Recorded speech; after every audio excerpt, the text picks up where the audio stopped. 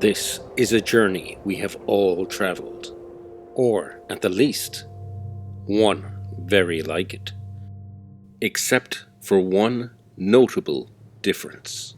This was something Arron Smith and his family would soon discover. Driving home with his wife Sandra and son Noah from his in-laws was always a long drive, but it wasn't one that Arron minded in the slightest. The moon tonight was so bright, it gave the road, trees, and all the land a luminous glow, like it was covered in snow, even though that wasn't common this time of year. Instead of making the drive easier, it somehow relaxed him more than he was comfortable with. He would turn on the radio to keep his mind busy, but there was barely a signal, just static. It didn't matter. The radio must be broken, he thought.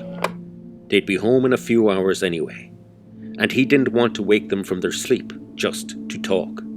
He drove along the road, trying to entertain himself, playing stupid games that we all have, counting cars or how many models he could identify.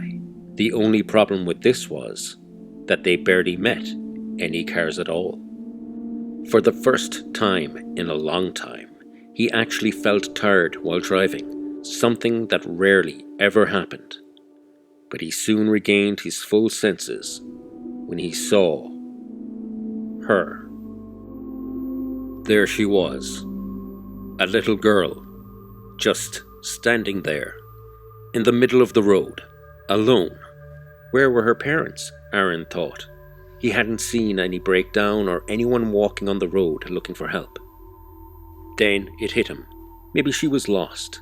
There was a lot of woods out there. Maybe she'd been camping with someone and she... But then he stopped and thought, what little girl would be camping in these woods? Or any other, for that matter, dressed like that? He hadn't noticed initially, but she was wearing a strange dress, not just for camping, but for this day and age. It looked so old. He was staring at her so closely that he didn't even notice the man who was suddenly right behind her. He just seemed to appear from nowhere. A sudden sense of relief washed over him. Thank God, he thought, she's not on her own. He turned to Sandra to tell her some people needed help, but when he did, she was gone. How could this have happened? Arron thought.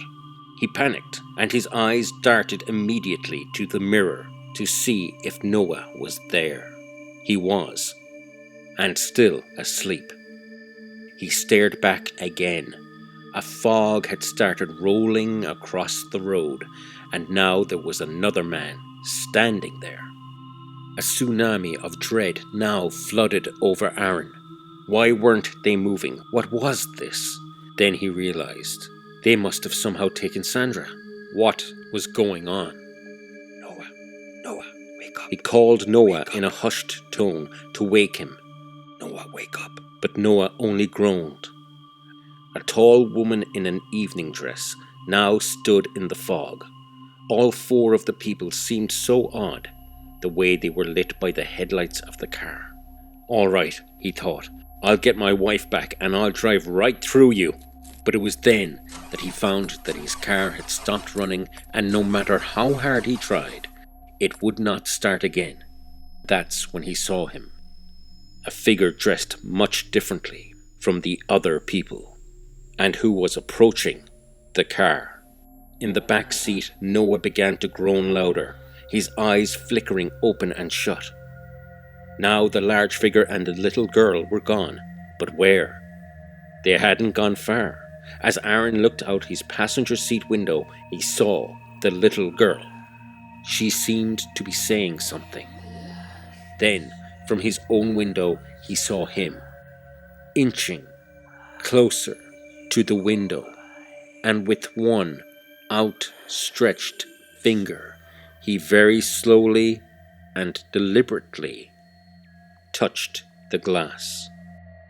All the while, the strange figure was moving his finger across the window. The others were whispering something outside the car. As much as Arron strained to make it out, he couldn't understand what they said.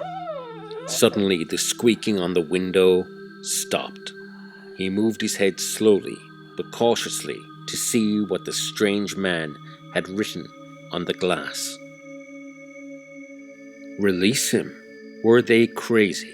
What kind of father would let his son be taken by these people? At that moment, Arron jumped in his seat as a strong cracking sound came from the windscreen. The other windows now started shattering in a bane-like pattern. How could this be possible? There was nothing hitting the glass. And all the while, the murmuring from the people became louder and more distinct. Noah groaned and called for his father from the back seat. His eyes now flickering wildly. Through the fog, Arron now saw that there were many other people on the road. It was what happened next that made Arron realize none of this should be real. Release him.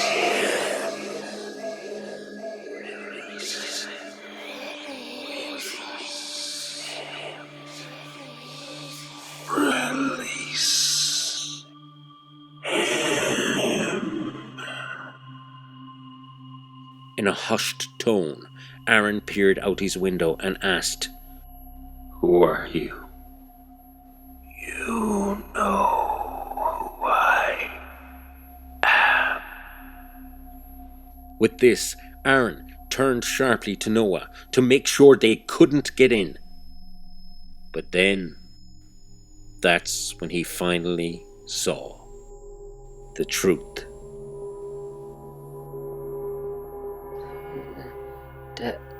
Dad?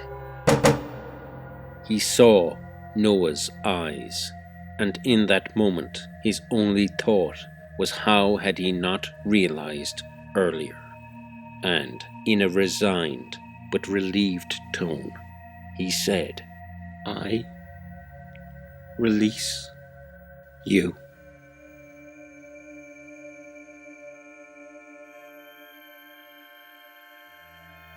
In what seemed like an instant, Arron was standing outside on the road, staring at the scene in front of him. He could hear his wife crying both in grief and in gratitude as the paramedics told her that Noah would make a full recovery. The figure then asked, Do you understand now? He did, and all sense of fear left him as the little girl took his hand. And as he watched his wife and son drive away in the ambulance, Arron Smith was at peace in knowing that he had been, and still was, a good father.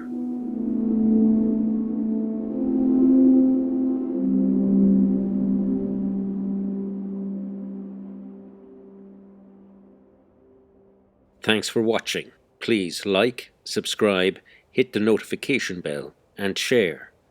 The Crazy Nun appreciates all your support. More episodes coming soon. See you then.